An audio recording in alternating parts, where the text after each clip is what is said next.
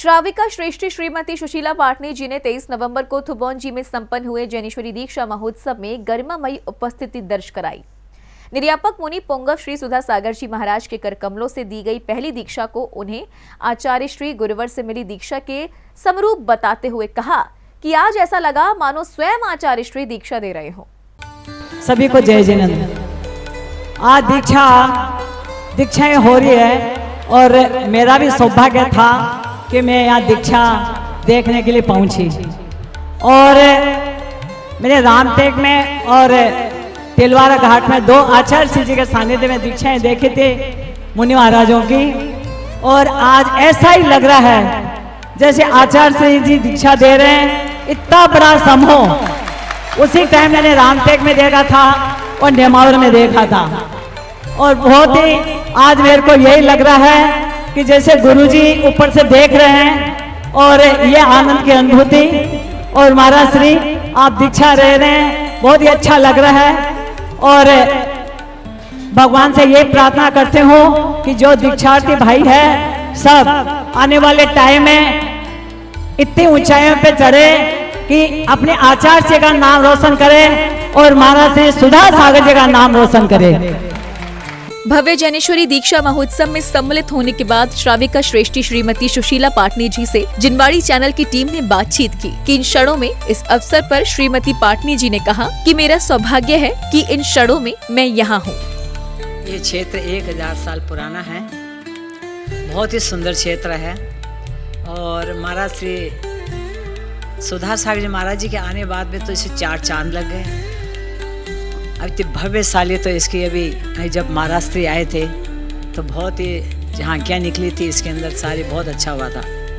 और अब आज मैं 5-6 दिन से हूँ, मेरा बड़ा सौभाग्य है कि मैं यहाँ हूँ और दर्शन वंदना भी मैंने करी और बहुत आनंद आया। बीते लगभग 5 दिनों से अतिशय क्षेत्र थुबोंजी में उपस्थित श्रीमती सुशीला पाटनी जी ने संत सेवा का भी भरपूर आनंद उठाया। वह बोली कि सुधा सागर जी महाराज को तो हम आहार देते रहते हैं और आगे भी देते ही रहेंगे और दीक्षा से पहले दीक्षार्थियों को इस अवस्था का अंतिम आहार देकर बड़े ही आनंद की अनुभूति हुई। महाराज श्री का तो हम देते रहते हैं और देंगे।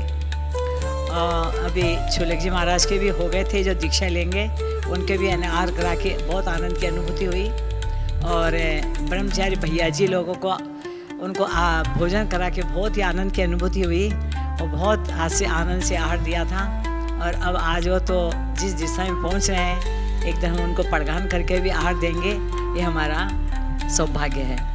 इसके साथ ही श्रीमती सुशीला पाटनी जी ने थुबोंजी के एक मंदिर के जीर्णोद्धार की जिम्मेदारी ली है। इस भाव को भी श्रीमती पाटनी जी ने सभी से साझा किया। वंदना करी थी यहाँ क्षेत्र के पूरी, तो वह काम चल रहा था और महाराज श्री जी ने मैंने प्रवचन में सुना था पहले जब मैं घर पे थी कि बहुत ही सुंदर है, प्राचीन 1000 साल प्राचीन है, चूने मिट्टी से बने थे। अब ऐसा है कि इनको अगर वापस मार्बल से बनाया जाए और उसका जीर्णोद्धार हो जाए तो हजारों साल के लिए वापस जीवित हो जाएंगे मंदिर।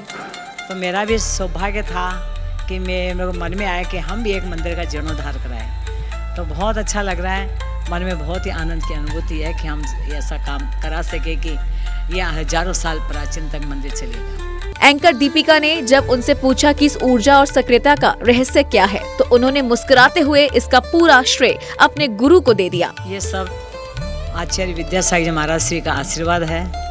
हम उनके चरणों में बहुत रहे, कम से कम 30-35 साल से हम उनके चरणों में थे।